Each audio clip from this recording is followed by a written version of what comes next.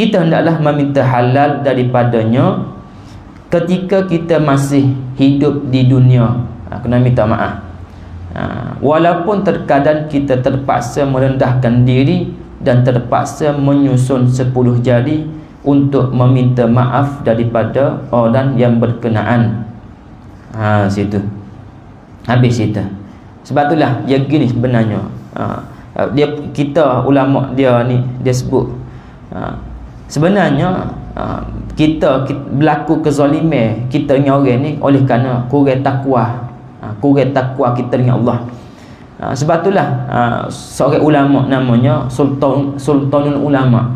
Orang gelar dia Sultanul Ulama, Al-Imam Izzuddin bin Abdul Salam. Dia pernah sebut, dia kata antara sebab berlaku dosa kita dengan Allah Ta'ala ni, dia panggil usulul ma'asi, punca berlaku maksiat. Sama ada maksiat kecil ataupun besar, semuanya kembali pada 3 perkara.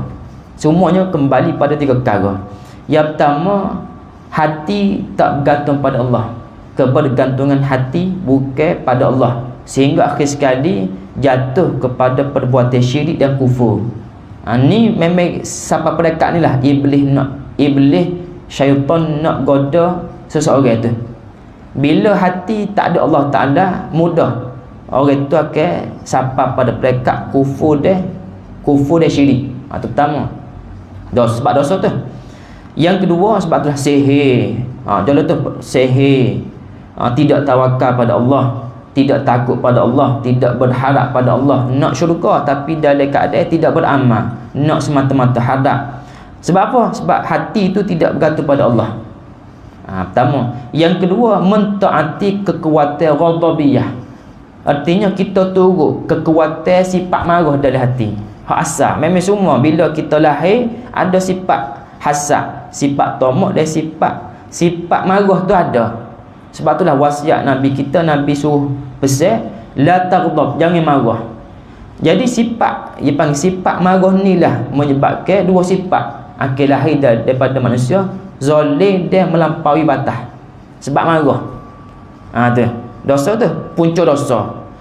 Seseorang mengikut kekuatan ni maksudnya seseorang itu mengikut syahwat marah yang asal dari tubuh badan dia, sehingga berlaku sifat zalim dan bunuh. Sampai pada kat mana tu akan jadi perbunuhan, membunuh sama-sama orang. Kenapa? Sifat marah yang tidak dikawal. Tu. Yang ketiga, kerana manusia menurut syahwat hak dia terasa telitah dia nak buat. Akhir sekali berlakulah dipanggil dosa fawahish, dosa zina, dosa memandai hak haram, dosa liwat. Itu kesal dia. Manusia ikut kekuatan syahwat yang asal tu buat dah gitu syahwat dia. Itu punca kita. Jadi sebab itulah dosa kita dengan orang ni kena kawal sifat marah, sehingga kita tak buat zalim pada orang, tak melampaui batas pada orang. Akhir sekali tak sih berlaku pembunuhan kita pada orang. Situ. Untuk perbahasan itulah perbahasan yang disebut oleh Al-Imam Izzuddin bin Abdul Salam. Walaupun terkadang kita terpaksa merendahkan diri dan terpaksa menyusun 10 jari untuk meminta maaf dari orang yang berkenaan.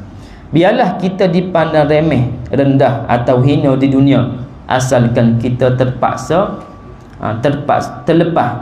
dari bebanan dosa pada hari kiamat. Kita hendaklah bersedia menebus dosa dan kesalahan, walaupun dengan merendahkan diri dan dengan harta benda yang ada. Baca ni. Kerana kita takut jadi terlambat sehingga tiba saat kematian atau kematian orang yang teraniaya daripada perbuatan kita. Ini kita sebut dah itu. Kalau kita pernah buat zalim pada orang, kita kena minta maaf. Carilah, kalau usaha cari orang tersebut, minta maaf dengan cara minta halal ataupun kita bayar balik. Kita kalau harta kan kena bayar balik lah, kena bayar balik. Tapi kalulah orang tu tak ada dah, kita pernah sebut dah, orang tu mati dah, kita pun tahu dia tu mati, lagu mana antara kaedahnya kita nak minta maaf, tak boleh dah. Kita pertama kita pergi jumpa waris dia, keluarga dia, kalau kita kenal. Kita bayar situ.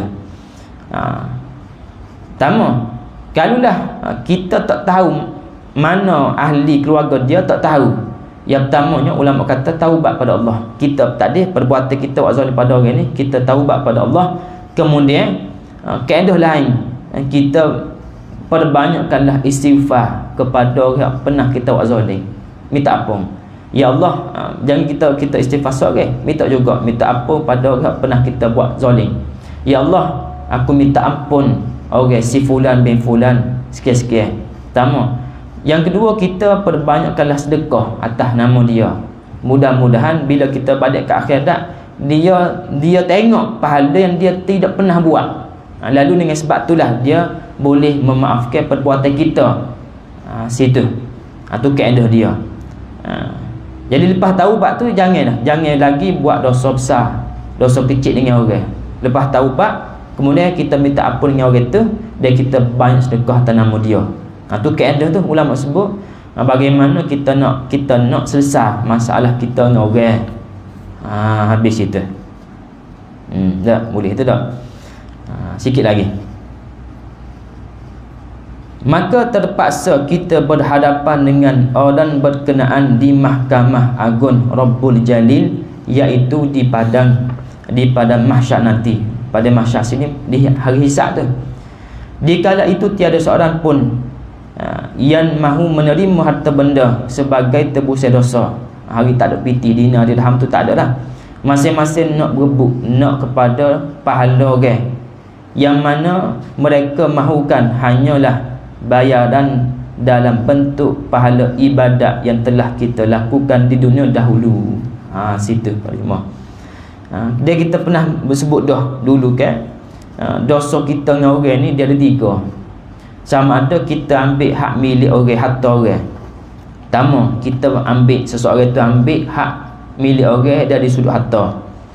Yang kedua, seseorang tu buat zalim dari sudut darah, melukakan orang, memukul orang ataupun bunuh orang. 2. Yang ketiga, dosa seseorang menjatuhkan maruah seseorang, mengumpat, menuduh, menghina dia, mengadu domba. Perbuatan tadi tu menyebabkan maruahnya jatuh. Ada 3. Jadi zalim kita pada orang ni 3. Darah, harta dia, maruah, tubuh badan dia. Tu sosa tu perbahasa panjang tu. Sosa tu. Sosa. Sebagai contoh lah, sebagai contoh, Nabi pernah sebut satu hadis, seseorang yang memukul seseorang ataupun seseorang yang membunuh seseorang muslim. Nabi pernah kata daripada Abu Sa'id Al-Khudri, "Lau anna as-samawati wal ard, lau anna ahlas sama' wa ahlal ardi." Kalulah penduduk langit, semua malaikat di langit dan penduduk di bumi, ishtaraku fi damin wahid. Fi damin mu'min. Mereka berkongsi, mereka berpakat untuk membunuh seorang jiwa orang mukmin. Tu kalau ramai-ramai orang berpakat nak bunuh seorang Islam, orang Muslim, Allah Ta'ala kata la'akabbahumullahu finnar. Nabi kata melalui Allah, la'akabbahumullahu finnar. Nescaya Allah Ta'ala keheret belakang mereka hak tak ada di dalam api neraka. Jadi beratlah dosa seorang mukmin, bunuh seorang mukmin ni, terkadang-kadang Allah Ta'ala tak ampun dosa dia. Tu berat. Dosa kita dengan orang. Lebih-lebih lagi bunuh. Ni banyak pada Jumaat. Berita bunuh. Jadi asyik tu bunuh orang. Lebih-lebih laginya seseorang tu bunuh orang Islam, kemudian dia tak menyesal. Inilah antara akibat yang Nabi sebut. Kalau mereka berkongsi ramai-ramai berpakat nak bunuh seorang Islam, nescaya Allah Ta'ala keret belakang mereka masuk dalam api neraka. Tu dosa bunuh orang tu. Dosa bunuh orang. Lagu tu lah. Habis itu. Sikit lagi tak? Habis Baiklah, kalau pahala yang ada mencukupi, kalau tidak cukup, maka terpaksa kita menanggung bebanan dosa mereka ke atas bahu kita, yang akan menjerumuskan kita ke dalam lubang api neraka. Waliyadzubillah. Lagu itulah. pada Jumaat hadis ni. Banyaklah pengajar hadis hak kita boleh ambil. Hak kita boleh ambil lagu itulah. Antaranya hak pernah ke hamba sebut sini ke. Dia ada 4 kaedah. 4 kaedah kita pernah sebut dah. Kaedah pertama, dia mengenai akhlak kita dengan orang. Yang pertamanya, banyaknya seseorang yang melakukan ketaatan pada Allah, semaya sunat, puasa sunat, qiyamul lail. Akhlak yang baik adalah suatu pahala, kaedah pahala. Tawadhu', ikhlas. Dia banyaknya salah silap dia yang pernah dia buat atas dunia tidak beri mudarat pada dia bila balik ke akhirat. Tu kaedah pertama tu. Dosa hak dia buat ni tidak beri mudarat kepada dia bila balik ke akhirat. Dia akhlak yang jahat adalah dosa besar. Lebih lagi dosanya orang. Banyaknya pahala dia buat di dunia tidak beri manfaat kepadanya di akhirat kelak. Sebab itulah ada satu hadis, innal abda, ada seorang lelaki la ya'ti yaumal qiyamah, dia balik ke akhirat bawa pahala bihasanati amsal jibal, dia bawa pahala segunung bukit, segunung pahala dia. Kalau susu seperti gunung. Fayajidu di sana, tetapi dia dapati lidah dia ni qad hadamaha kullaha. Lidah dia tadi telah menghapuskan semua dosa-dosa besar dia, menghapuskan semua pahala dia buat lidah. Kemudian wa innal abda, ada pula seorang lelaki hamba, dia mari ke akhirat bawa pahala, bawa dosa banyak sehingga dosa dia ni apabila disusun seumpama gunung. Lalu dia dapati lidah dia telah menghapus semua dosa-dosa tadi bi kathrati zikrillah, dengan sebab banyaknya zikir dia pada Allah. Dia ada 2 kumpulan. Orang pertama bawa banyak pahala, orang kedua bawa banyak dosa. Hak pertama tadi dia bawa banyak pahala, lalu dia dapati lidah dia telah menghapuskan semua pahala dengan sebab dia pernah hina orang, mencaci orang, menuduh orang ataupun makan harta orang. Habis pahala-pahala dia gugur belaka. Dia seorang lagi, dia balik ke akhirat bawa dosa kecil. Sini dosa dia dengan Allah, bukan dosa dia dengan orang, dengan Allah. Tapi lidah dia tak ada menghapuskan semua perbuatan dosa kecil tadi dengan sebab banyak istighfar, banyak selawat ataupun zikrullah. Itu perbezaan kita. Lagu itulah kesimpulannya gitu. Tu kaedah tu, 2 kaedah besar. Jadi gitulah, kita berhati-hati. Ada sikit lagi tu, minggu depan lah kita sambung minggu depan sikit lagi. Serupa juga. Ya gini, molek aku tanya, kita buat zalim pada orang. Contoh, seseorang tu buat zalim pada orang.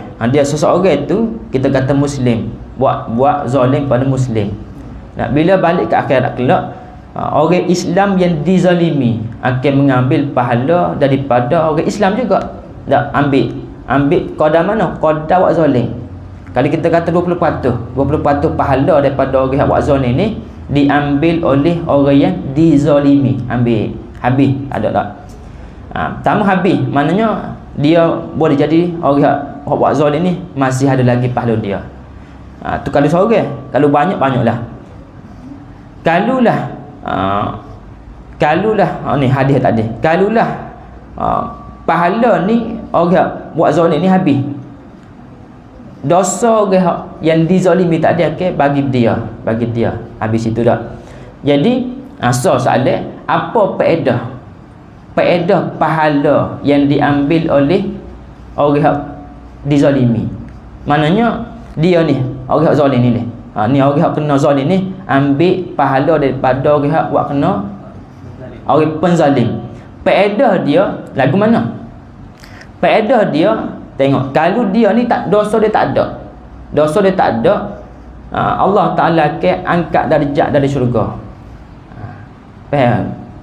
Kalau dia ada dosa, Allah Ta'ala hapus dosa tadi dengan sebab pahala dia ni. Dua pemahaman hadis-hadis. Tak terang. Boleh ke? Kalau dia ni orang jujur sungguh dia tak ada dosa, pahala je. Dengan sebab dia ambil pahala daripada orang ni, tengok dia tak ada dosa, Allah Ta'ala akan naik darjat dia, darjat di syurga dengan sebab pahala tak ada. Kalau dia ada dosa, Allah Ta'ala hapus dosa dia. Tu gitu. Orang kafir pula, orang Islam buat zalim pada orang kafir, ada supaya juga. Jadi orang kafir akan ambil pahala daripada orang Islam ni. Apa faedah orang kafir dapat pahala daripada dia? Faedah dia tak boleh masuk syurga, tak boleh masuk syurga. Cuma faedah dia, Allah Ta'ala kurang sikit azab dia dengan sebab pahala ni. Kurang apa? Bukan kurang tahan tak, dia selama dia kekal dari neraka. Kurang sikit azab dengan sebab pahala orang Islam dia. Orang Islam buat zalim dia. Tu maksud dia. Tu. Gitu. Tak terang tak ada. Sepatutnya terang.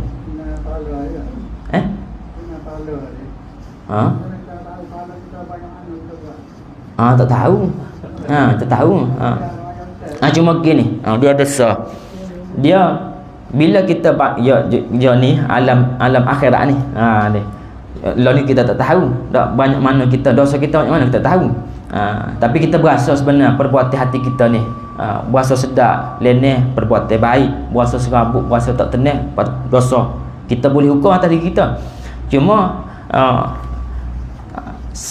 ucapan daripada Salman Al-Farisi, dia pernah sebut, dia kata ada seorang lelaki apabila dia dapat surat amal dia, adalah amal dia, bila kita bangkit daripada mahsyar, kita akan duduk di satu tempat berimpun ramai-ramai di mahsyar, menunggu giliran untuk dihisap.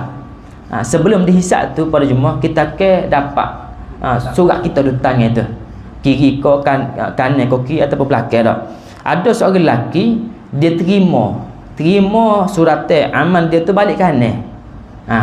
Jadi Salman Al-Farisi kata dia menyangka dia telah berjaya, dia seka dia akan masuk syurga. Kenapa? Kerana nampak dah tu dia pergi balik kanan tu. Fama tazalu, sentiasalah, lepas tu sentiasalah orang yang pernah dia buat zalim menuntut mencari dia, mengekori dia, sehingga dia ambil rebut pahala dia, pahala habis pahala dia. Sekali dia tak selamat. Tu situ tak selamat lagi. Tu kezaliman ni ya kita orang pernah buat zalim, kita pernah buat zalim kat orang, dia akan ikut kita, dia akan rampas pahala kita pada dua keadaan. Pertama pada keadaan dihisap, lagi sebelum seseorang itu meniti titian sirat. Orang buat zalim tu, orang yang pernah kita buat zalim tu tunggu kita sebelum kita meniti titian sirat. Sebelum lepas titian sirat tak ada dah, Telaga Kausar, syurga selalu. Masing-masing masa tu pada Jumaat kita akan cari orang hak kita pernah orang tu buat zalim kita. Kenapa kita nak pahala dia? Masing-masing nak selamat. Jangan suka pada Jumaat, jangan suka pada buat kita tu banyak pahala ketika tu. Lagu tu. Sebab itulah artinya jangan buat zalim kat orang. Binatang jangan, orang bukan Islam pun jangan, orang Islam lagilah. Jaga molek lidah kita dan tubuh ada kita supaya kita tak jatuh buat zalim kita. Tu payah tu tak? Tu gitu tak ada tu ulasan dia tu. Supaya juga kalau orang tanya juga, buat zalim pada orang kafir lagu mana pula? Orang kafir tu buat zalim pada kita. Lagu mana nak buat? Gana dosa kita dia tanggung. Tu dosa kita akan dibeban ke atas dia. Memang dia tak selamat dah, bertambah dosa, bertambah azab. Maksud lagi ni, kita dosa kita kalau ada, kita akui pada orang kafir tu, dan azabnya diberatkan lagi dengan sebab dosa kita dibeban atas dia. Jangan kita tu dah nak nilai bangkrut. Tak bangkrut di sisi agama kita lagu tu. Bukan bangkrut atas dunia ni, kebakar hilang belaka, tak ada gitulah. Tu pada pemahaman kita. Jadi sekadar tu pada Jumaat, mudah-mudahan kita baiki amal kita dalam kehidupan kita. Wallahu taala alam. A'udzubillahi minasyaitonir rajim. Bismillahirrahmanirrahim. Alhamdulillahirabbil alamin.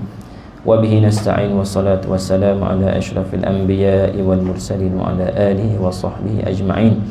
Allahumma anfa'na bima 'allamtana wa zidna ilman nafi'ah. wa sallallahu ala sayyidina Muhammadin wa ala alihi wa sahbihi ajma'in walhamdulillahi rabbil alamin. Subhanallah. Tak ada kopi ni. Ha?